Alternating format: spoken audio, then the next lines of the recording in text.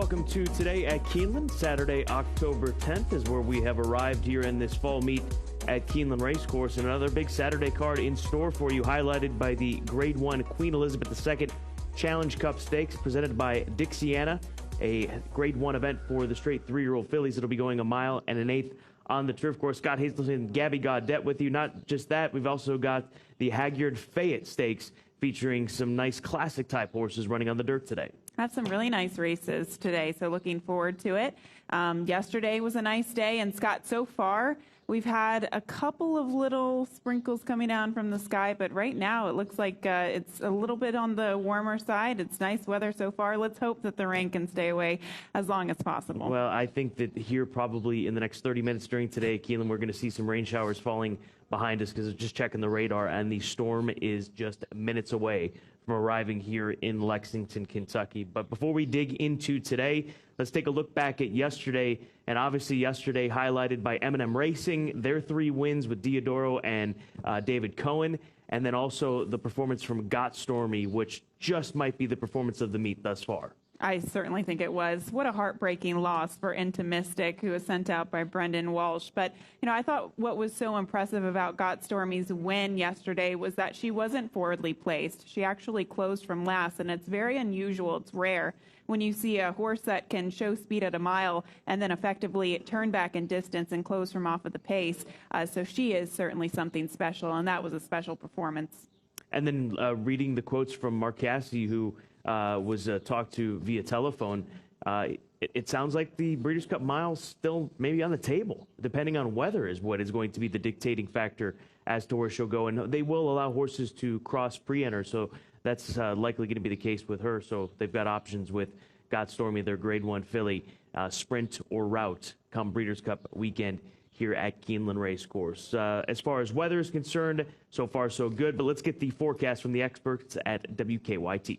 Well, we are going to be looking at a soggy race day out there at Keeneland. Not all-day rainfall, but it is going to be on and off through the afternoon, evening hours, so hard to pinpoint exactly, but that could lead to some very sloppy track conditions later on this evening as we'll track those temperatures rising into the upper 60s, lower 70s. We may even struggle, though, to get into the 70s. Also, gusty winds coming in for this afternoon as well. So hopefully good luck there at the track and good betting as well. Have a great day, everyone. So we'll see when that rain does arrive here to the Keeneland area, and we'll see what the track is able to do as far as how much rain it can take over the course of this afternoon, how much it is forced to take over the course of this afternoon. Let's take a look at our full card selections presented by TVG. 10-race card here today. Gabby?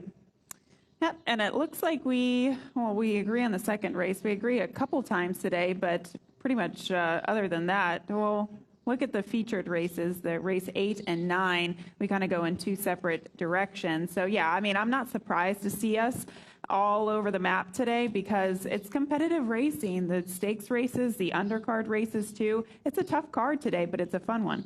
It is. Let's get into the Grade 1 featured event, the 9th race on the card. Before we do that, let's talk social media as I jumped over it yet again here on Today at Keeneland. At Keeneland on Facebook, at Keeneland Racing on Twitter, and at Keeneland on Instagram. And if you're looking to access TVG2 full-time, if your cable or satellite provider doesn't have it, download that Watch TVG app on Roku, Amazon Fire TV, or Apple TV. You can catch both networks as well as the racebook on the Watch TVG app. All right, now time to jump into race number 9, the Queen Elizabeth II Challenge Cup, presented by Dixiana. This is a Grade 1 event for the 3-year-old fillies. Scratch of Lucky Betty. Just minutes ago, we got the scratch of Antoinette. So Godolphin with just one representative. That is Michelin, and she is going to be my top play in here. She has been a very consistent filly for Mike Stidham. Stidham has won this race in the past with her Eminency as this daughter of Bernardini gets ready to make her Keeneland turf debut here this afternoon. She comes in off of a strong performance in the Dueling Ground Oaks where she closed up going a mile and 5/16. Let's go ahead and roll that back for you. She gets up and just gets over Harvey's Little Goyle, who she'll be facing off against here today. Harvey's Little Goyle, a Grade 3 winner of the Regret Stakes. But you can see the Godolphin blue, the white blinkers, the ground that she's able to gobble up down the stretch, that long stretch at Kentucky Downs. The distance today is not going to be a problem. She has just fired race after race after race in good performances. and I think today we'll see her pick up a Grade 1 victory. I would be surprised. Obviously, the morning line would be different with the scratches in here, but I'd be surprised if she's anywhere near that 6-1 morning line price. The 4 has to be respected in here. She's likely going to be the favorite. Magic Attitude, the daughter of Galileo for Lail Stables and Arnold Delacour, off of her Grade 1 victory at Belmont Park. She beat Antoinette in that Grade 1 race and did so by 2 1/4 lengths. She'll cut back and trip here today. She's handled ground with the Given It over in Europe, so that shouldn't be an issue for her. And then the 9 horse round things out for me. Red Lark, the Grade 1 winner for Eclipse Thoroughbred Partners. They're looking for their second Grade 1 here this meet at Keeneland, as they took the Juddmonte Spinster just last weekend. And this filly is another one that should settle just off the pace and kick on. We'll see how she handles the Given the ground. She ran over yielding ground over in Ireland. That was sprinting. She's obviously developed into a much better router, but you've got to respect that Grade 1 form coming in from California for Patty Gallagher. Yeah, it's a tough field. I'm not surprised to see us go in different directions. As I mentioned earlier, you on the 7. I actually landed on the number 2, Sweet Melania, who was the winner of the Grade 2 Jessamine here last year. And Scott, I really took into consideration the weather today. I think it's going to be a softer turf course. She clearly handled this course last year over the turf listed as good. We'll see what the conditions are as we get into the race here today. But how impressive was this performance last year here at Keeneland? It was one of the most impressive performances of the meet, in my opinion, when she drew off to win by over 5 lengths. Now, she would come back to compete in the Breeders' Cup Juvenile Fillies Turf and finish 3rd to Sharing, who has proven that she is maybe even better this year as she was last year. But Sweet Melania, you know, even looking at her last race in the Grade 3 Lake George, I thought that she did a lot of the dirty work, and it was a heartbreaking defeat to lose to Selflessly as at 70 cents of the dollar. So I just think she really likes this course, and I think she'll like a little bit of Given It. So I give her the slight edge over the number 4, Magic Attitude, who has to be respected. I mean, look at the horses that she was facing even in France. Fancy Blue, Alpine Star, Group 1 quality horses. Her last race was super impressive, Scott, but I'm almost wondering if she is kind of a 1 1/4 type of filly, if she will be as effective, going against this type of company at a 1 1/8. So we'll see what she can do today. And then finally, the number 1, Harvey's Little Goyle. I know she was defeated by Michelin last time out, but I'm kind of looking back to her race in the Grade 3 Regret. I actually think she could turn the tables on Michelin here today, so I used her instead of Michelin, but it was an impressive performance by both of them last time out. That's the Grade 1 QE2 Challenge Cup Stakes presented by Dixiana. It goes at 5:30 Eastern Time. Let's go to Tom Leach to find out more about this Grade 1 event. Peter Miller sending California Kook in for the QE2. Tell me about the last race in the Del Mar Derby. You know, she ran very well, came running late and, ran 4th, but wasn't beaten very far. The previous race, a solid one as well, so she seems to be in good form. She is. She's in very good form, and, the further the better for her. The question, we've never shipped her out of state. And also she's never obviously run at Keeneland. So those are kind of the questions, soft turf, if it comes up soft, things like that. Strategically, if you could script it out the way you like, how would you like to see it unfold for her? Well, she's a come from behind filly. She doesn't have any speed. So we're just going to let her settle and make one run. How has she trained since that race at Del Mar? She's training super. She's training very well, very forwardly, and it's certainly a very tough race and a very prestigious race. So she's going to have to bring her A game and have a good trip to win it. But I'm happy with how she's doing. Has it been a matter of just the increased maturity for her to find her best form? I think that and increase in distance. She wants to run them as far as they'll card them. Well, best of luck in the Queen Elizabeth II on the Saturday card. Thank you so much. And there's not a lot of races, to be fair, for distance fillies. So you've got to take these opportunities when they present themselves, and he will do so here today with his filly shipping in Lucky Kook. Or and California Kook, excuse me. Also straight 3-year-olds. I mean, you get to this time of the year and you just want any opportunity to run a 3-year-old against other 3-year-olds. So the co-featured event on the card, it's race number 8, so one race before the QE2 Challenge Cup presented by Dixiana. This is the Hagyard Fayette Stakes, grade 2, 2-year-old, or $200,000 for 3 and up, and a mile and an eighth on the main track. The one scratch is Tax, withdrawn a late scratch there. Also a rider change to Captivating Moon. That's the number 2 horse. Make it Flavian Pratt. He will take the call here today. A lot of familiar names in here. You've got Mr. Freeze, one that I think you've got to respect. He's my 3rd choice in this spot. You got Rated R Superstar, a past winner of this race, when still with Kenny McPeak. But I'm going to go to the up-and-coming horse on the outside, Aurelius Maximus for Stone Street Stables, George Bolton and others, and Steve Asmussen. Since moving over to the Steve Asmussen barn, he has really woken up. He's provided 2 victories, one at Fairgrounds and this most recent effort at Churchill Downs, which we'll play back for you on Kentucky Derby Day. He beats Bodie Express here. You'll remember Bodie Express from his run last year against the high-level 3-year-old company, and Bodie Express ran arguably the best race since last year in this one, and Aurelius Maximus just kept on going and wins this race by a length and a half. He's cleared the entry-level allowance condition. This is a 2 other than allowance race. So barring finding a race, a 3 other than, or a condition written which would open the door for stakes-type horses, this is the next step that he has to take here today. The spacing is right. The form is there. You've got Ricardo Santana Jr., a horse that likes to sit close to the pace. I think a lot of positives for Aurelius Maximus in this spot. Then I'll go to Dale Romans in the 2nd and 3rd slot. Mr. Freeze 3rd, but Talamo stays with Coastal Defense, the colt by Curlin, who's run some big races, and he's got good speed down on the inside, and he's got off-track form if, in fact, it does come up wet, as we're expecting over the course of this afternoon. And then Mr. Freeze, he's one of these horses that you always, at least to me, you've got to have him on your ticket as a defensive, because when he shows up with big races. Maybe he's more of a one-turn miler, Gabby, but here he is in this mile and an eighth race.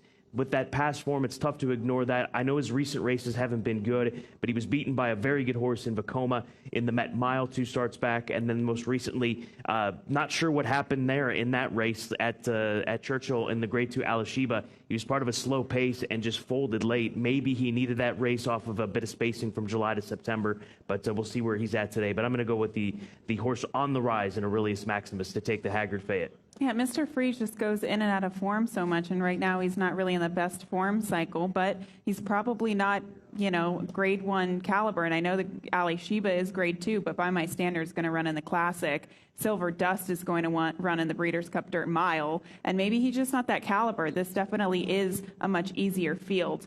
I wanted to go with a little bit of a price. I did land on the 2 Captivating Moon as the top selection, and Julien Leperoux, who fell off of his mount coming out of the starting gate yesterday. All is well with him, but he is going to take off of his mounts today, so we will see some rider changes. Hopefully we can see him back tomorrow, and at the latest Wednesday, as he is body sore today. But the 2 Captivating Moon you mentioned, Scott Flavian Pratt, does pick up the mount here.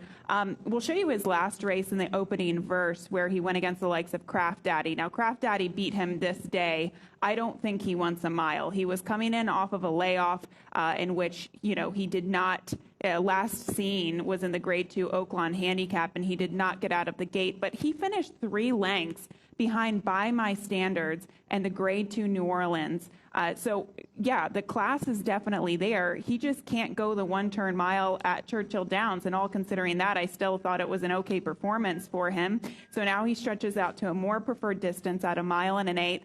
And I agree that Aurelius Maximus, now with the scratch of Tax, is probably the horse to beat. His Beyer speed figure came back a little bit on the lower side last out, which I was surprised by, because I thought Bodie Express ran one of his better races, and he just absolutely put him away. So maybe this is a legitimate horse.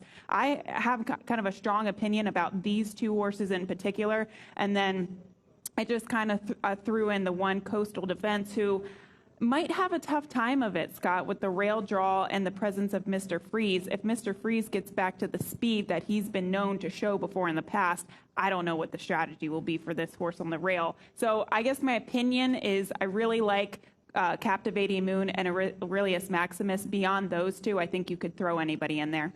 We'll talk more about those races in our late pick 4 analysis coming up near the end of the show, but let's now dive into our key races of the afternoon, and I'm going to take you to the midway point of the card. Go to race number 5. This is an allowance race, non-winners of 2 lifetime. does start the pick 6 furlongs the distance. Branco Maria is the scratch out of here.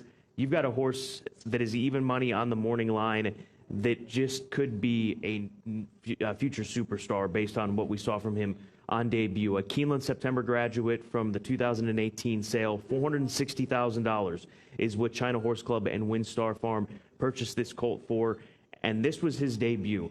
I know it was a short field, there was only 3 others, but you're not supposed to set fractions like he did, and I understand it was a sloppy track, so it tends to be a bit quicker. You're not supposed to run 43-4 and be geared down and finish up in the way that he did. He stopped the clock at 107-4 for 3/4 of a mile and gets 6.5 in 114-2, and right now it's over. I mean, he is just galloping to the wire. He wins by 11 lengths with Irad in the saddle. Ricardo gets the opportunity here today. He's had quick workouts since. When you see fast workouts from Asmussen 2 back, that's always a positive. He had a recent 3-furlong blowout here at Keeneland in 36-1 back on the 5th of October, so just 5 days ago. Gabby, this is a freakish type of horse off of that debut performance, and if it rains, and we expect it to rain, it's certainly only going to benefit him based on the way that he ran on that sloppy track at Saratoga. Watch out for Nashville today and in the future. Cowboy Diplomacy, you got to respect him off of his recent 2 starts. He's my second choice. And then the 3-horse So Union comes off of a 7-month layoff. Quick workout. We'll see where he's at on the comeback. And is this a stepping stone towards longer races, or is he truly now going to be focused on sprint races? We'll find out here today. And I think this is a horse that you want to focus in on, So Union. How are you playing against Nashville in here based on that debut? Was that not impressive to you? Oh, it was definitely impressive. You'd have to call me crazy if I didn't think it was impressive. Of course it was. But it was a very sloppy sealed track. And look, we could have the same conditions, but one sloppy track to the next sloppy track doesn't always equate. And he's by Speightstown. He's bred top and bottom to love a wet track. So if he does get downgraded, I do think that there's an opportunity for other horses to be competitive against him here today. I'm not questioning his talent, but this isn't really a bad field. I thought So Union, and So Union's the only horse who I would take a shot with against him.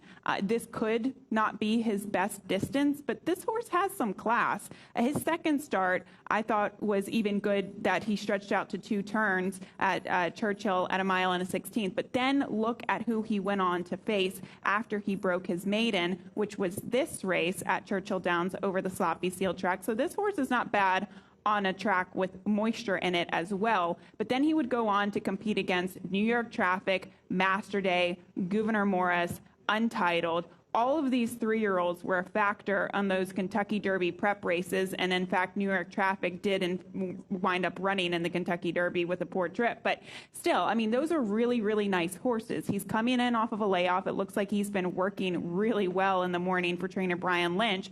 So I guess I would back myself up. Scott, this is a first leg of the pick 6. I'd probably be confident in using these 2 horses. I don't think I would single Nashville, although he's very impressive. I would use these 2 horses if I was playing the pick 6. Would you just single him? I would. I think he's that good.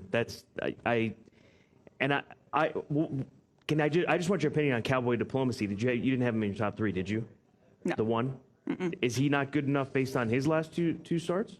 Yeah, I mean, and plus he's probably a little bit better at this distance. Yeah, he's probably one to use, but I just have this, I do really like So Union in here, and I took a shot with him. I mean, you can't, some of the later races in the pick 6 are tough. Like in my late pick 4 ticket, I thought you had a spread. So maybe this is a race where you do have a strong opinion. You single Nashville or you use him with another horse. I mean, yeah, I used Spin Rate instead because he looks like a horse that just has some raw talent for Ron McQuet, but we'll see if Nashville is the goods today. He's certainly bred to be. It's pari-mutuel wagering, so we will gladly accept your money when you bet on So Union, Gabby, when we're betting on Nashville. 10-1. Let's go. He will be a good price. There's no doubt. More Nashville talk because he's the top horse in the Clocker Report as we move on to that. Race number 5, referencing that 3-furlong blowout on the 5th of October, so just 5 days ago, 36-1. You'll have to accept a very short price. There's no question about that. And then Empress Eleanor in race number 6. That's the 11 in race number 6. worked 5/8 of a mile on the 26th of September, 1 minute and 3/5, second best at 22. Second best drill after a nice debut where she closed stoutly. Should appreciate the added distance. So Nashville in the 5th, Empress Eleanor in race number 6. We've got a guarantee today in the late pick 4, guaranteed at $300,000, presented by TVG. 2 stakes races, and we start with a 2-year-old race with a lot of inexperience. This is a tough way to start this late pick 4 here today, Gabby. It is. So I thought you wanted some coverage in this race. I wound up using the number 2, 5, 8, and 9, the 2 Delta Travelers, the first-time starter by Twirling Candy for Al Stahl. The 5 Peace Broker is that half to Donna Veloce by Warfront, first-time starter for Brett Calhoun, who knows how to get a horse ready to win first time out. The 8 Tabor Hall I thought could improve if we have a wet track today. And then the 9 One Fast Orb has that race experience, but getting to the dirt today for the first time. The Fayette, I wanted to use 4 horses. I used all of the 1, 2, 9, and the 10. Again, my top pick is the 2 Captivating Moon in there.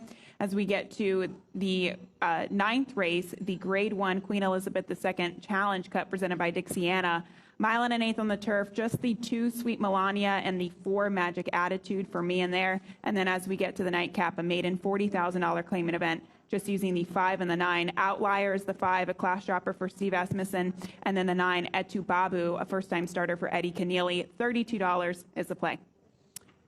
Here's my ticket. I will go 3 deep in that first leg, race number 7, in this $300,000 guaranteed late pick 4 presented by TVG. The 2, 4, and the 5, Delta Traveler. This is a full the stakes winner and first out winner, Seaside Candy. So we'll see how this filly fares here this afternoon. Twirling Candies, they have historically been good on off tracks as well. Binge watch the number 4 horse for Rudy Brisset off of a decent enough race from the inside draw, post 1 at Ellis Park, finished 4th. Look for improvement here, getting off the rail and with the race under her belt. And then the number 5 horse, Peace Broker, as you mentioned, the half to Donna Veloce. She was actually entered on Derby weekend and was scratched and got a few more workouts in. So we'll see how she's certainly got to be fit here today for debut. With the Fayette, I'll go 1, 6, 9, and 10. The 9 horse, the only other horse that I mentioned in this race that I didn't have in the top 3 selections, that's Momosa, and that's just based on the way Mike Maker's runners are going so far. 4, 7, and 9, no surprises in the QE2 Challenge Cup presented by Dixiana. And then in that 10th and final, I'll go 2, 3, and 7. Love Me Jiminy off of the Belterra debut. The 3 Copley for Wesley Ward, taking the drop down in class and has been gelded since his last race. And then Escape Route for Wayne Catalano. We'll see if he can come up live again in the nightcap as he's been over the last couple of days. So those are our pick 4 tickets. Let's dive into race number 2, my best angle of the day. And this has a lot to do with the expectation of rain. I think that Laddie Boy's got to look in here to defeat Coworker, the morning line favorite. You look at Laddie Boy's races on and off track. 12 times he's raced on and off track. 3 wins, 7 seconds, and a third. He's drawn off the rail, which is a positive. We talk about this ad nauseum. It's amazing how many times over the course of these days of racing we've seen good horses, favorites, get drawn down on the rail. Just the luck of the draw as we go to Laddie Boy back on the 2nd of September. This was his race 2 starts ago. I think he runs the same sort of a race, just off the pace, and kicks home. Does so in 109 and 2. In his next race, they just went too fast for him. It was a much quicker run race, 108 and 4, and he ended up finishing 3rd that day. He's been consistently good since he's arrived to Chris Hartman's barn. He was good prior to that. This will be his 89th career start. The son of the late champion Warpass. Off track, 2 over 1/6 is the idea with the exacta in the best angle in race number 2. Career start number 89, Gabby. It's just astonishing. A 9-year-old caping this top form and in a starter optional 10. This is not a low level by any means for Laddie Boy. He is amazing. I'm actually really looking forward to seeing him run later today. He is an old-time 9-year-old and super, super competitive and consistent. So I do take note on that race. Looking forward to it. But I'm going to take us to race 4 for my best angle. This is a $20,000 claiming event. 7 furlongs on the main track. The lukewarm favorite is the 7 Favola with Tyler Gaviglione in the saddle. But I land on the 8 Super Sol, because I think he's taking a big drop in class today from his previous 2 tries, especially his race 2 starts back, which will show you he did wind up finishing 3rd. And there was a significant margin between him and the other 2 finishers, but he went against the likes of Landeskog, who was super that day. You and I were on site at Ellis Park, and our jaws dropped when we saw the performance that Landeskog put in. Now, Landeskog did not come back to run well on Preakness weekend, but still, this is a quality group of horses. Rubus, who was the second-place finisher, the number 1 horse there, he would come back to win a 2 other than allowance in his next race with a 91 Beyer speed figure. So, yeah, he faced fast horses in those 2 races, especially that race at Ellis, and I think this is a very aggressive placement for trainer Chris Hartman, Mitch Merle, and the irons. He's going to be the angle of the day. I like him over a couple other horses there. I think you could maybe do an exacta box. Let's go to Tom Leach's pick of the day. He's going to go to race number 4 with Riverboat Gambler 6-1. Both of his wins have come since changing barns, has run well at Keeneland. So taking that price play for Tom Leach, as he always does, 6-1 on Riverboat Gambler in race number 4. So far, so good with the rain, Gabby. I mean, we've got rain in the area, but it's just sprinkling really behind us. Nothing significant thus far. And just taking a glance at the radar, it looks like it could stay this way for a while. There might even be a gap in this storm as well before any of the heavy stuff arrives in the area. So fingers crossed. I mean, from the forecast earlier in the week, today we were looking at maybe an inch of rain. It's not even arrived yet, which is a good sign here for the race day at Keeneland. Tomorrow might be a different story, but hopefully it can be okay today. For Gabby, I'm Scott, and the entire team on here today at Keeneland. Enjoy this great day of racing featured by the Hagyard Fayette, as well as the Grade 1 QEII Challenge Cup Stakes presented by Dixiana. First post coming up at 1:05 Eastern.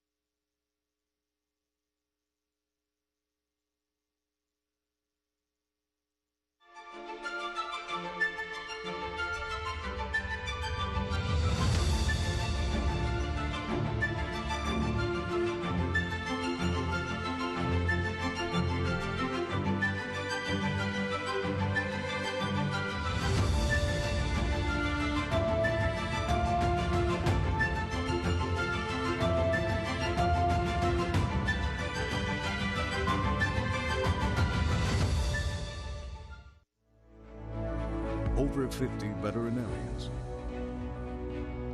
16 board certifications in specialty areas, the Davidson Surgery Center, the McGee Medicine and Fertility Centers, Hagyard Sport Horse Services, Hagyard Field Care Services,